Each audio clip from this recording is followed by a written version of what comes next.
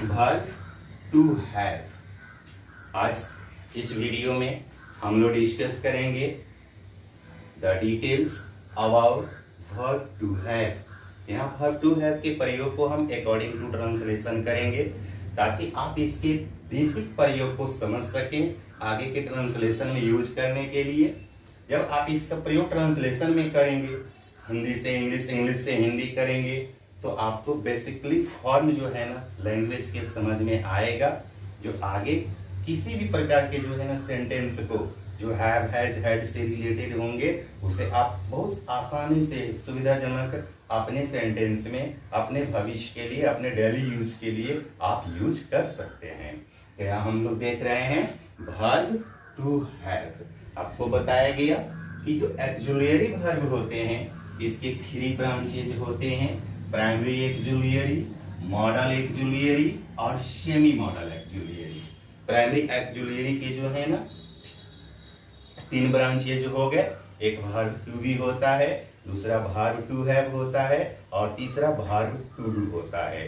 हमने verb to be के बारे में जो है ना प्रीवियस क्लास में देख चुके हैं, जहां आपको इज, आर, एम, वॉज और वेयर के प्रयोग को बताए गए। यहाँ पे हम वर्ब टू हैव का प्रयोग करेंगे। हम वर्ब टू हैव के भी 2 फॉर्म के बारे में विशेष अध्ययन करेंगे। जो हमारा पहला होता है प्रेजेंट फॉर्म, हैव, हैज का प्रयोग। आज के इस वीडियो में हम लोग देखेंगे हैव और हैज का क्या प्रयोग होता है। प्रेजेंट टाइम में किसी सब्जेक्ट की पोजीशन को दर्शाने के लिए, लुकिए क्लियर करेंगे, प्रेजेंट टाइम में किसी सब्जेक्ट की पोजीशन को दर्शाने के लिए। ये जो वेरियस पॉइंट है इसके बारे में हम लोग डिस्कस कर चुके हैं। ये वर्ब जो है किसी भी वस्तु के स्टेट, पोजीशन और एक्शन के कंडीशन बताने का काम करते हैं। तो हमने स्टेट के बारे में जाना, जो हम लोग हैं, या हम पोजीशन के बारे में अध्ययन करेंगे। पोजीशन यानी जो हम लोग के पास है, जो हमारी संपत्ति है, जो हमारे संबंध है, जिस पर हमारा अधिकार है, वे सब हमारा पोजीशन कहलाता है। जैसे जो मेरे पास है, जो आपके पास है, जो उसके पास है, जो इसके पास है, इन सभी टर्म्स को पोजीशन समझा जाता है। हम लोग कुछ एग्जाम्पल को यहाँ सॉल्व कर ले। कुछ एग्जाम्पल देखते हैं। जैसे मान लीजिए मेरे पास एक गाय है, वह एक कलम रखता है, राम को एक पुस्तक है, राम और श्याम के पास समय है। अभी जो आपके सामने एग्जाम्पल दिए गए, इस प्रत्येक सेंटेंस में यानी प्रत्येक एग्जाम्पल में सब्जेक्ट के पास कुछ होने का बोध हो रहा है। तो वे सभी सेंटेंस जिसे पढ़ने, लिखने, बोलने या सुनने से यह बोध हो कि मेरे पास कुछ है, आपके पास कुछ है, उसके पास कुछ है, तो उसे पोजीशन बोला जाता है। समझ में आया पोजीशन है क्या? यानी जो हमारे पास है वो हमारा पोजीशन कहलाता है। जैसे मेरे पास एक गाय है, क्या है?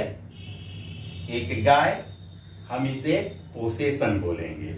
अब इस तरह के सेंटेंस को जब हम ट्रांसलेट करते हैं तो इनके लिए रूल यूज करते हैं सब्जेक्ट, और वर्ब के लिए हैव या हैज का प्रयोग करते हैं आफ्टर दैट पोसेशन। अब इन दोनों वर्ब के यूजेस के बारे में ध्यान देते हैं यहाँ पे। नोट, जैसे कि आपको बताया गया कि वर्ब का सिलेक्शन जो होता है ना अकॉर्डिंग टू सब्जेक्ट होता है। तो यहाँ भी हम लोग सब्जेक्ट के अनुसार हैव और हैज के प्रयोग को समझ लेते हैं। हैव का प्रयोग किस सब्जेक्ट के साथ आप करेंगे? जब आपका सब्जेक्ट आई हो, वी हो, यू हो, दे हो तथा कोई भी प्लूरल नाउन हो, तो आप इनके साथ हैव का प्रयोग करेंगे। हैज जब आपके लिए सब्जेक्ट ही हो, सी हो, इट हो तथा कोई सिंगुलर नाउन हो, तो इसके लिए आप हैज का प्रयोग करेंगे। तो ये हैव और हैज के सिलेक्शन हो गए। अब अकॉर्डिंग टू रूल हम इन सभी सेंटेंस को बारी बारी से ट्रांसलेट कर लेते हैं। जैसे यहां देखते हैं, मेरे पास एक गाय है, यानी आई, इसके साथ हैव और possession. Your answer is here, I have a cow. वह एक कलम रखता है, he has a pen. Ram को एक पुस्तक है, Ram has a book. Ram और श्याम के पास समय है, Ram and Shyam have time. These are the answer of these sentences. यहाँ जो आप हिंदी में जो एग्जाम्पल देख रहे हैं, इन्हें इंग्लिश में ट्रांसलेट करने के ये रूल हुए और आपके आंसर हुए। तो यहाँ हमने देखा कि हैव और हैज का प्रयोग आप ट्रांसलेशन के दृष्टिकोण से कर रहे हैं। अगर हम अपने क्लास वाइज में आए तो आपका ये तीसरा क्लास हुआ जो ट्रांसलेशन से रिलेटेड है। अब बेसिकली आपने समझा कि हम किन सब्जेक्ट के साथ और किस परिस्थिति में हैव, हैज और हैड का प्रयोग करते हैं। बोलिए, यहां तक कोई problem? Anybody, any problem? Okay, अब यहां से देखते हैं, हम कुछ नोट पॉइंट पे डिस्कस कर ले। यहां एक सेंटेंस रखते हैं, जैसे मान लीजिए वह एक लेखक है। एक दूसरा एग्जाम्पल यहां रखते हैं, उसे एक लेखक है। यहां आप जो दो एग्जाम्पल देख रहे हैं, इन दोनों एग्जाम्पल में कुछ डिफरेंस समझ में आ रही है? ओके, वह एक लेखक है और उसे एक लेखक है। ध्यान देंगे, वह एक लेखक है यानी वह कुछ है। तो जब सब्जेक्ट कुछ होता है उसे क्या बोला जाता है? स्टेट। क्या बोलेंगे? स्टेट। उसे एक लेखक है, यहां उसके पास एक लेखक होने का बोध हो रहा है। तो जब सब्जेक्ट के पास कुछ होता है तो उसे क्या बोलते हैं? Possession. It is the difference between both sentences. इन दोनों सेंटेंस में यह डिफरेंस हुआ। जब आप ट्रांसलेट करेंगे तो ध्यान देंगे, वह एक लेखक है, क्योंकि स्टेट है तो आपका आंसर हो गया ही इज अ राइटर। उसे एक लेखक है, ये पोसेशन है, तो आपका आंसर हो गया ही हैज अ राइटर। बोलिए, बात समझ में आया? यानी इस दोनों एग्जांपल से आप समझेंगे कि कब हम इज और एम का प्रयोग करते हैं और कब हम हैव और हैज का प्रयोग करते हैं इन प्रेजेंट टाइम। यानी जब किसी वस्तु का स्टेट दिखाना हो तो इज और एम मतलब वर्ब टू बी का प्रयोग, और किसी वस्तु का यदि पोजीशन दिखाना हो तो वर्ब टू हैव का प्रयोग। In present form we have to use have और हैज। बोलिए, एनी डाउट? राइट। दूसरा एग्जांपल यहां पे देखते हैं, गाय सीधी होती है। गाय को 2 आंखें होती है।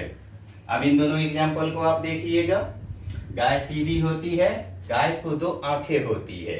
अगर सेंटेंस के बनावट देखें तो लगभग एक जैसे हैं, लेकिन इसमें भी डिफरेंस है।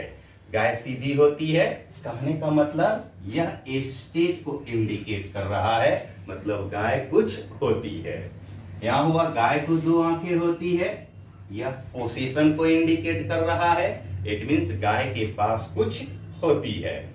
यदि हमारे पास कुछ है तो इसे पोजीशन समझ लेंगे, और हम यदि कुछ हैं तो इसे हम स्टेट समझेंगे।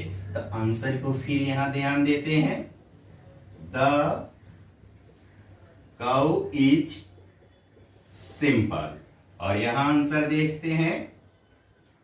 The cow has 2 eyes. बोलिए, एनीबॉडी एनी प्रॉब्लम? कोई प्रॉब्लम नहीं। अब यहां ध्यान दीजिएगा, यहां जो अबव सेंटेंस आप देख रहे हैं, इसमें से हम एक सेंटेंस को इन हिंदी 3 तरीके से जो है ना प्रेजेंट करते हैं, बोल सकते हैं, लिख सकते हैं।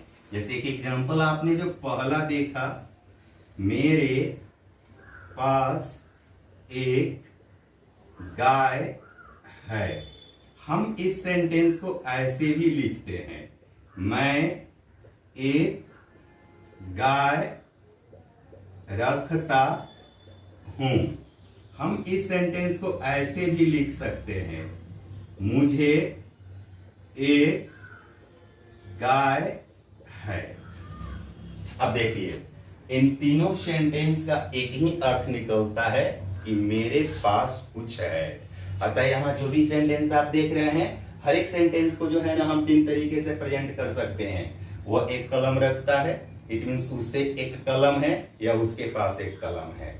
राम को एक पुस्तक है, इट मीन्स राम के पास एक पुस्तक है या राम एक पुस्तक रखता है। तो ये हिंदी सेंटेंस जो है ना, इन तीनों में से किसी भी प्रकार से आपसे पूछे जाएंगे और आप आंसर देंगे, आई हैव अ काउ। यानी हम इन सभी को एक विधि से ट्रांसलेट करते हैं। बोलेंगे, यहां तक कोई प्रॉब्लम किसी को नहीं ना? बात समझ में आया? कहां हैव कहां हैज का प्रयोग करते हैं। यह सेंटेंस जो लिखे गए हैं, इसको हम एक सेंटेंस को 3 तरीका से प्रेजेंट करते हैं हिंदी में, लेकिन इंग्लिश जो है ना इसे एक तरीके से प्रेजेंट किए जा सकते हैं। यहाँ कुछ एग्जाम्पल जो है ना स्टेट और पोजीशन से रिलेटेड है, जो देखने में एक जैसे हैं लेकिन अलग अलग अर्थ को प्रकट करते हैं, और हम अलग अलग वर्ब का प्रयोग करते हैं। आप वर्ब के प्रयोग को काफी आसानी से समझ सके, इसके लिए आप 3 मेजर पॉइंट हमेशा याद रखेंगे। वह स्टेट क्या है, पोजीशन क्या है और एक्शन क्या है। Okay, write down. इसके बाद आगे देख लिया जाए।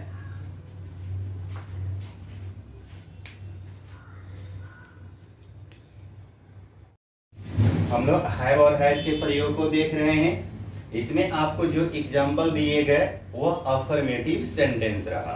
अब यहां से देखते हैं इन नेगेटिव।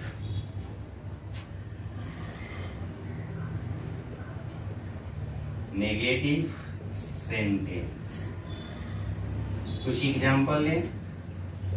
जैसे मान लीजिए, मेरे पास एक गाय नहीं है, वह 10 कलमें नहीं रखता है। राम को पुस्तकें नहीं है।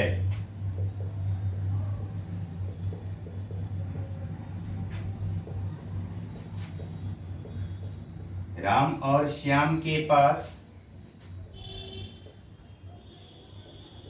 समय नहीं है, इत्यादि। तो अभी जो हमने एग्जाम्पल देखा, यहाँ प्रत्येक सेंटेंस में नहीं का प्रयोग है। इस तरह के सेंटेंस को नेगेटिव सेंटेंस बोला जाता है।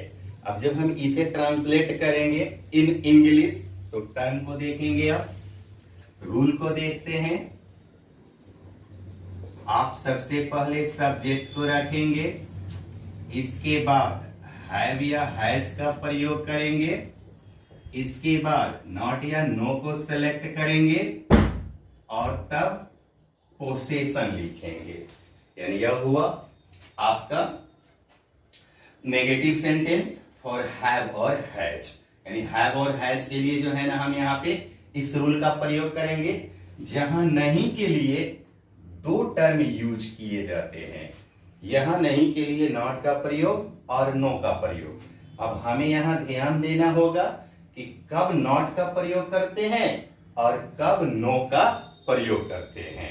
तो इन चीजों को यहां नोट में देख लीजिए। सबसे पहला not plus any number plus countable noun. दूसरा no plus no number plus plural countable noun. और तीसरा नो प्लस अनकाउंटेबल नाउन। अब आइए हम यहां पोजीशन में जिस नाउन का प्रयोग करते हैं उस नाउन को दो तरीका से समझ लीजिए। सबसे पहला वह काउंटेबल है या अनकाउंटेबल है। अगर अनकाउंटेबल नाउन है तो उसके लिए हम हैव हैज के बाद नो का प्रयोग करेंगे। अब आइए काउंटेबल नाउन के लिए, वहां भी अब नाउन को दो तरीका से समझ लीजिए, एक सिंगुलर काउंटेबल नाउन और दूसरा प्लूरल काउंटेबल नाउन। तो अगर आपका पोजीशन कोई प्लूरल काउंटेबल नाउन हो और उसके पहले कोई अंक ना हो, मतलब 1, 2, 10, 50, 100, अगर ऐसे नंबर के प्रयोग नहीं होते हैं तो हम उनके साथ नो का प्रयोग करते हैं। बाकी अगर कोई सिंगुलर काउंटेबल नाउन हो या plural countable noun plus any number हो, इसके पहले किसी नंबर का प्रयोग हो तो वहां हम नॉट का प्रयोग करते हैं। It is the process to select not और नो। नॉट और नो को सिलेक्ट करने के लिए एक प्रोसेस हुआ। आप एग्जांपल को समझ लीजिए, सॉल्व कर लेते हैं। एज मेरे पास एक गाय नहीं है, एक। I have not a cow. वह 10 कल में नहीं रखता है, 10। He has not 10 pens. Ram को पुस्तकें नहीं है, यहां अंक का प्रयोग नहीं है। Ram has no books. Ram और श्याम के पास समय नहीं है। आप अनकाउंटेबल नाउन को देख रहे हैं। Ram and Shyam have no time इत्यादि। अब आपने देखा हम किस परिस्थिति में नॉट का प्रयोग करेंगे और किस परिस्थिति में नो का प्रयोग करेंगे। यह प्रोसेस आपके हैव हैज के साथ लागू होते हैं। अब यहां कुछ नोट पॉइंट को आप समझ लेंगे। नोट अब यहां क्लियर करिए, मेरे पास गाय नहीं है। मेरे पास गाय नहीं है। अब जो हमारा पोजीशन है उस पर ध्यान दीजिएगा। यह सिंगुलर काउंटेबल नाउन है। तो सिंगुलर का मतलब क्या होता है? 1, यानी जो एक होता है वो सिंगुलर होता है। हालांकि इसमें जो है ना हम एक की चर्चा नहीं किए हैं, फिर भी अगर आप इसे ट्रांसलेट करना चाहें, आई have not a cow translate कर सकते हैं। अदरवाइज आप ऐसे भी इसको ट्रांसलेट कर सकते हैं, आई हैव नो काउ। आपका दोनों सेंटेंस राइट होता है। क्योंकि ये सिंगुलर काउंटेबल है तो इसके पहले ए एन लिखने का एक प्रोसेस होता है। तो जब हम ए और एन का प्रयोग करेंगे तो उस परिस्थिति में हम नॉट का प्रयोग कर सकते हैं। अगर हम छोड़ना चाहें तो छोड़ भी सकते हैं, तो उस परिस्थिति में आप नो का प्रयोग कर सकते हैं। दूसरी जो परिस्थिति हुआ कि जैसे मेरे पास एक गाय नहीं है, यहाँ तो ऑलरेडी एक जो है ना मेंशन किए गए हैं। It means we have to write a और वन। हम सेंटेंस में जो है ना ए और वन का तो प्रयोग करेंगे, तो इस परिस्थिति में हम नॉट का प्रयोग कर लेते हैं। दूसरी बात होता है मेरे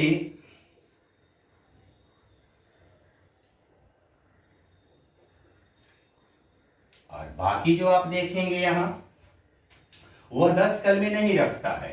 यहां ये नाउन आपके प्लुरल फॉर्म में है, यह भी नाउन प्लुरल फॉर्म में है। राम को पुस्तकें नहीं है।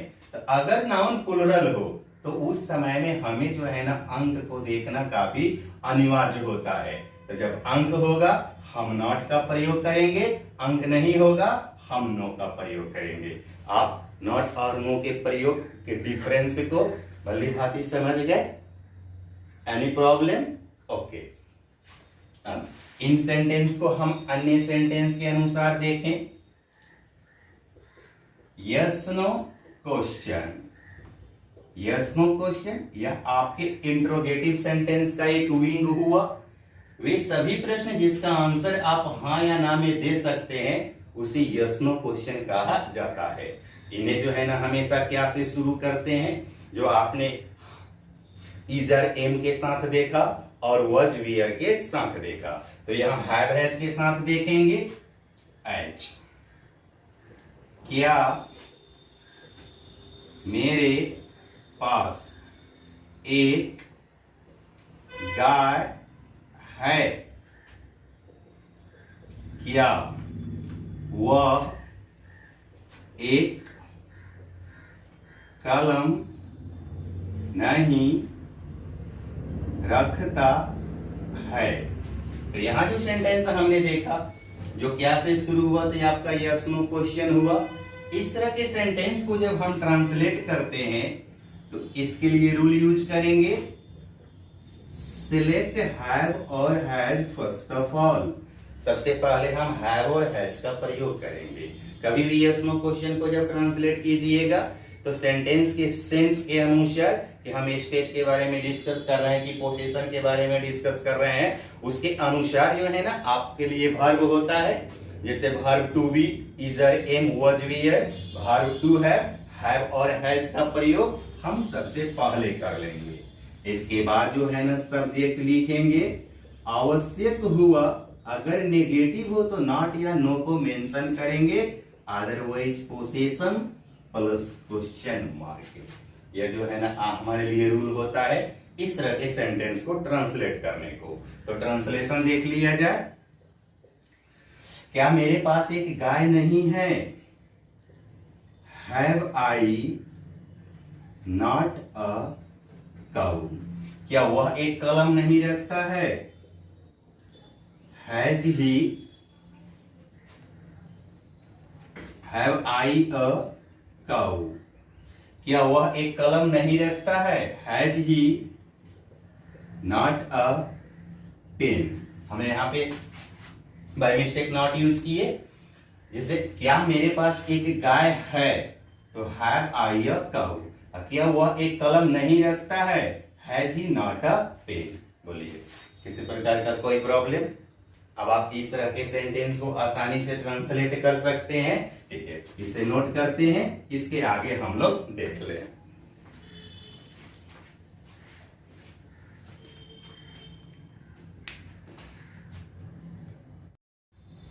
तो अब तक आप जो है ना अफर्मेटिव और negative including yes no question को देखें। अब हम देखते हैं हैव हैज का प्रयोग WH क्वेश्चन में कैसे करते हैं। एक एग्जांपल लीजिए किस चीज के लिए? WH क्वेश्चन के लिए। तो ये सबसे पहले हम लोग जान ले WH क्वेश्चन है क्या।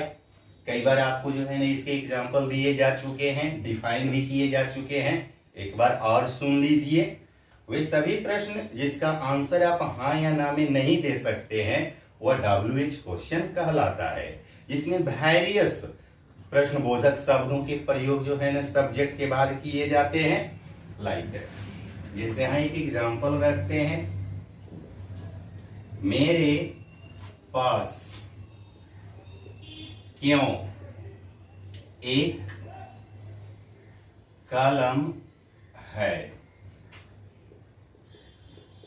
हम लोग ऐसे रखिए, वह कब 10 पुस्तकें रखता है। तो यहां जो सेंटेंस हमारे सामने हुआ, यह ऐसे प्रश्न है जिसके आंसर ना आप हाँ में दे सकते हैं और ना में दे सकते हैं। ऐसे प्रश्नों को WH क्वेश्चन बोला जाता है। जब आप इसे ट्रांसलेट करेंगे तो रूल को देखते हैं। आप सबसे पहले WH वर्ड को लिखेंगे, इसके बाद हैव या हैज का प्रयोग करेंगे, फिर सब्जेक्ट। अगर सेंटेंस नेगेटिव हो तो नॉट या नो का प्रयोग करेंगे, और लास्ट में पोजीशन विद क्वेश्चन मार्क। तो आइए आंसर को देख ले। मेरे पास क्यों एक कलम है। क्यों, why have I a pen. वह कब 10 पुस्तकें रखता है। कब, when has he 10 books। बोलिए कोई प्रॉब्लम। हमने ट्रांसलेशन सेक्शन में हैव और हैज का प्रयोग 4 सेंटेंस में किया। एक अफर्मेटिव सेंटेंस के लिए, दूसरा नेगेटिव सेंटेंस के लिए, तीसरा यस नो क्वेश्चन के लिए, और लास्ट में WH क्वेश्चन के लिए। तब आइए वर्ब टू हैव के हम सेकंड फॉर्म के बारे में अध्ययन कर ले। ये जो प्रेजेंट फॉर्म हुआ हैव और हैज, तो जस्ट इस फॉर्म को यहां से देख लें। हैड का प्रयोग, लुक हियर, पास्ट टाइम में किसी सब्जेक्ट की पोसेशन को दर्शाने के लिए। हैड का प्रयोग पास्ट टाइम में किसी सब्जेक्ट के पोसेशन को दर्शाने के लिए किया जाता है। तो या फिर हमने पोसेशन के बारे में सुना, यानी जो हमारे पास था बीते हुए समय में। मेरे पास क्या था, आपके पास क्या था, उसके पास क्या था, इसके पास क्या था, इसके बारे में अगर चर्चा करते हैं, लिखते हैं या बोलते हैं, तो वहां हैड का प्रयोग किया जाता है।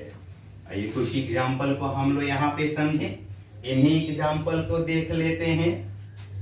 जैसे मान लीजिए मेरे पास एक गाय थी, वह एक कलम रखता था, राम को एक पुस्तक था,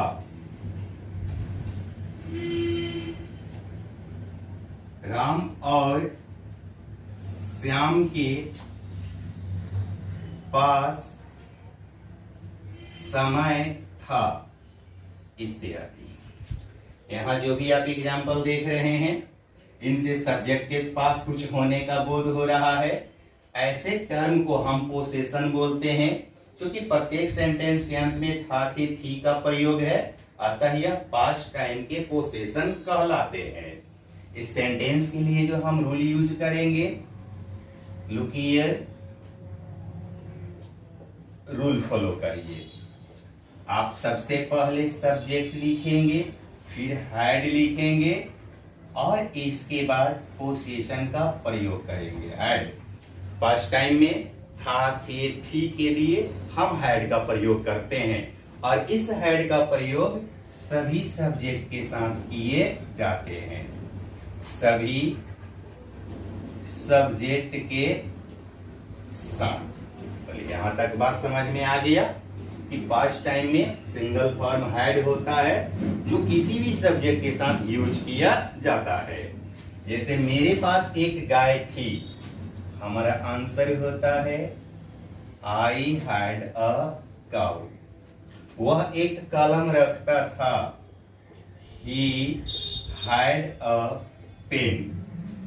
राम को एक पुस्तक था, राम हैड अ बुक।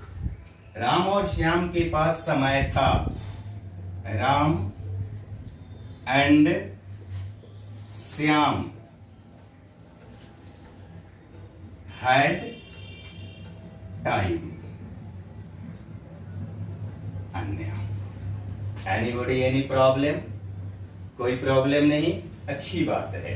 अब यहां ध्यान दीजिएगा, हम इसके नेगेटिव सेंटेंस को देख ले। तो अब तक आपने वेरियस एग्जांपल देखा नेगेटिव सेंटेंस को। वर्ब टू बी में जब हम इज और एम का प्रयोग पढ़ रहे थे, वॉज वेयर का प्रयोग पढ़ रहे थे, और जब यहाँ हमने हैव और हैज का प्रयोग किया तो वहां पे हमने देखा नेगेटिव सेंटेंस क्या है, जिससे आप भली भांति परिचित हो चुके हैं। तो यहाँ बिना एग्जाम्पल आप रूल को अगर समझ ले तो आपकी प्रॉब्लम सॉल्व हो सकती है। कैसे, हम आपको बता देते हैं। सबसे पहले आप सब्जेक्ट यूज कर लेंगे, हैड का प्रयोग कर लेंगे। ये नॉट या नो का प्रयोग जो बताया गया उसी के अनुसार आप करेंगे, जो पोसेशन पे निर्भर करता है। और इसके बाद हो गया आपका यस नो क्वेश्चन। इसके लिए जो आप रूल यूज करेंगे, यानी अब तो आप इतने एग्जांपल देख चुके हैं नेगेटिव, यस नो और WH से, कि सिर्फ रूल से जो है ना आप सारी बातों को समझ सकते हैं।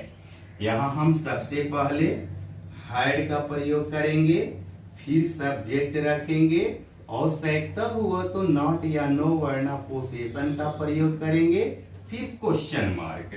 इसके बाद हो गया WH क्वेश्चन।